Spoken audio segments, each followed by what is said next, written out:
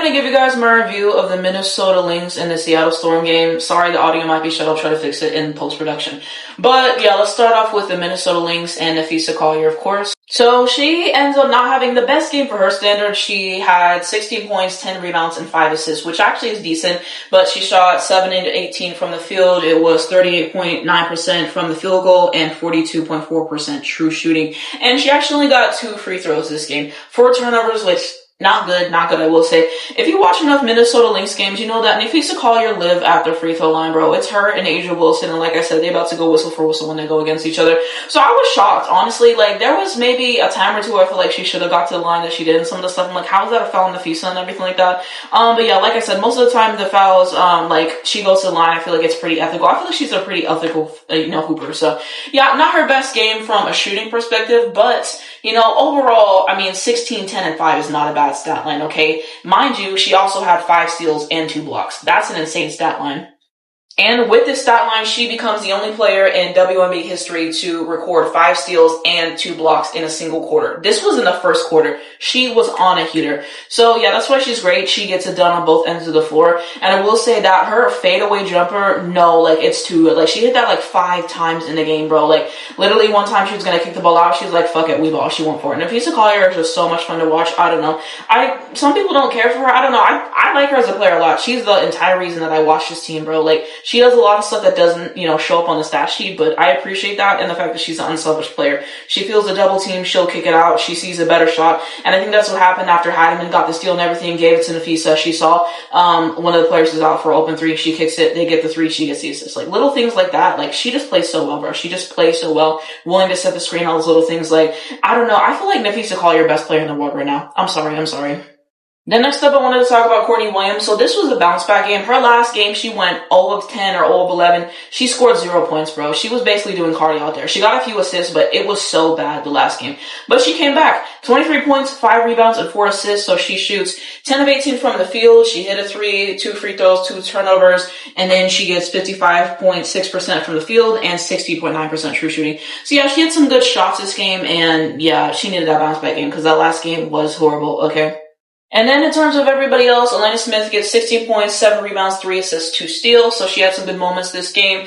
And then McBride is 50 points, 1 rebound, 3 assists, 2 steals. Okay. 50% from the field plus 10 on the floor. So this is her first game back. She hasn't played any of the games this season so far because of personal issues, I believe. So it was good to see her back. I will say she had some back-breaking turnovers, but it's her first game back. I'll give her some grace. She hit some good shots. So I won't do too much. So it's good to have her back. And then Carlton, 2 points, 2 rebounds, 1 assist, and 2 blocks. 25% from the field. God, yeah, that's not good. And then Samuelson, 4 points, and then you can see everything else, and then Shepard. So yeah, they didn't have the best night.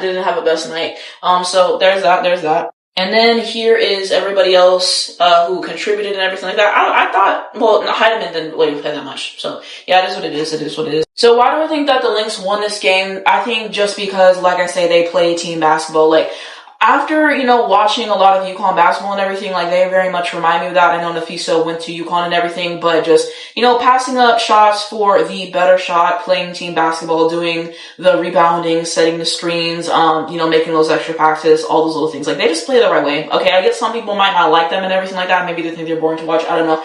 But watching this and then watching the terrorism of Chicago Sky, like, I don't know. I just appreciate it. They play beautiful basketball. So I think that's what sets them apart. Their defense was really good too. All the blocks and steals they got on Skylar Diggins' head, they blocked her, 4 times, the steals and everything like that. And so, yeah, I'll talk about her a little bit later. But, you had that and just forcing them into some turnovers and everything like that. And yes, defense is steals and blocks, but it's also pressuring them a lot, making them have to pass the ball, just making them uncomfortable, getting shot clock violations, which you saw multiple times in this game. So defensively, they're one of the best teams in the league and everything like that. I saw them go against my Dallas Wings and Chow. They had us in a blender. So yeah, their defense, they don't play. So I just really continue to appreciate what they do on defense specifically and everything like that. And they play well. You see it over and over and over again, that connectivity, that coaching by Shaw Reeve, the experience, it all just shines through. Okay, so I think that that's ultimately why they won. And, the Storm did start to kind of go on a run to play better defense, to hit some more of their shots, but the Lynx know how to close out the game, hitting out more of their shots, and then they started to get fouled a lot toward the end. And I will say that Seattle, why were they challenging that one call and the jump ball and everything where she clearly hit McBride. Like, you literally saw it on the replay. Why are you challenging that? I hate when they use useless challenges. I guess because you know that you can win it or something like that. But I'm like, why are you challenging in that moment? But yeah, like, they just know how to close out games. They just know how to play great basketball. They know how to play team basketball. And they're a great team to watch. Every game that I play, it's just a breath of fresh air to see a team that knows how to play basketball in and out.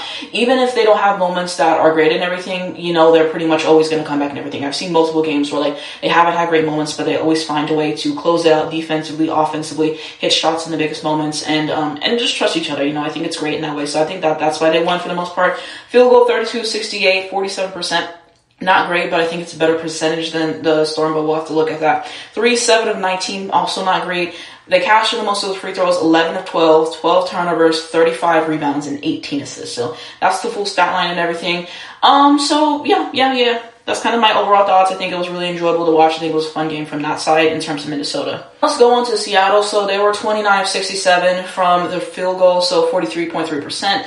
From 3, 6 of 24 is bad. And then the free throws, 13 of 18, not as good. On the free throws, 14 turnovers, 45 rebounds, and 20 assists. So I think they out-rebounded them, which is kind of also part of why they were able to get back in the game and everything like that. Because the first half, Minnesota was killing them in transition, and then they got to a certain point where they had all these points in the first half, and then the second half, they kind of went more cold in transition. So they were doing better at keeping them out of transition and, like, playing defense and everything like that. But Gabby Williams was definitely the best player on the floor for them. So she had 20 points, 3 rebounds, 6 assists, 1 steal, 2 block, 53%. I'm still getting familiar with her game. Like, my Twitter friends be mentioning her and everything like that. I'm still trying to learn and everything, but she played well. You know, she hit some threes, and she played well. I think she got like a tough and one, I believe, but yeah, she had some really good moments. So I think that she was the best player on the floor with them.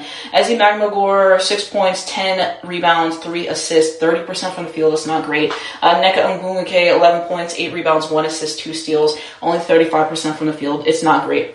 And then we have Skylar Diggins, 18 points, 3 rebounds, 3 assists, 2 steals, okay? 45% from the field. And here is the full stat line for Skylar Diggins, okay? And so the things that stand out to me, as I was like, I don't remember her having this many points, and then I looked at the free throws, and like, yeah, that kind of explains it. I will say. And 6 turnovers.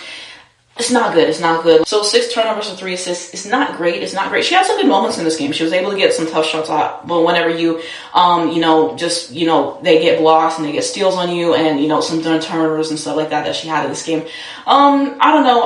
Not her best showing and everything like that. I've seen her play, against my Dallas Wings. And yeah, that was great. And I think she had 1 game recently with 14 assists. So she's a really good player and everything like that. Like I said, sometimes she be doing that whining shit too much and be wanting them to challenge her too much, which, I kind of get irritated with that. But, seeing her play, for the most part, she's good.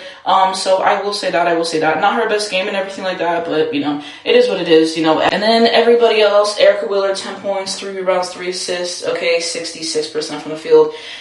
I don't like her as a player. We can move on. And then Dominique Malunga, 2 points. Alicia Clark, 6 points. And here is everybody else who plays, so you can see the numbers and everything. So why did Seattle Storm lose this game and everything like that? Because you just see the difference in defense, in the beginning and everything. Defensively, Minnesota just played way better than them defensively, and the shots that they were able to get in the beginning, the looks were not hitting. And then they started to hit more of their looks and played better defense and everything like that. I think they out-rebounded them at a certain point, but like I said, Minnesota knows how to close out games.